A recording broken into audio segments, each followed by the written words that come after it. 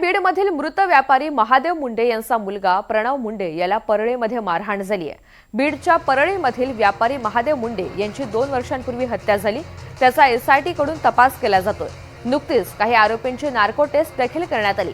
दरम्यान 19 फेब्रुवारी रोजी सोमेश्वर नगर परिसरामध्ये अभ्यास केला जात असताना प्रणव मुंडे याला एका व्यक्तीने मारहाण केली। या प्रकरणी परळी पोलिसात अज्ञात व्यक्तीच्या विरोधात गुन्हा दाखल करण्यात आला।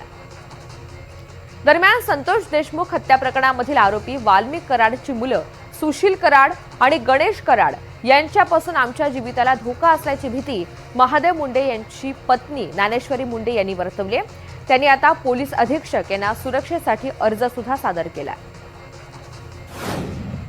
म्हणजे आम्ही एवढं सांगितलं आहे की आम्हाला ह्या परिवारापासून धोका होऊ शकतो वाल्मिक कराडच्या, म्हणून आम्ही एसपी सरांना त्या बाबतीत पत्र दिलं आणि त्यामध्येच तो प्रकार घडून गेला। माझ्या मुलाला एका अनोळखी व्यक्तीनं म्हणजे मुलाने आडून माझ्या मुलाला शिवीगाळ करून त्याच्या हातातल्या कडा फेकून मारलं।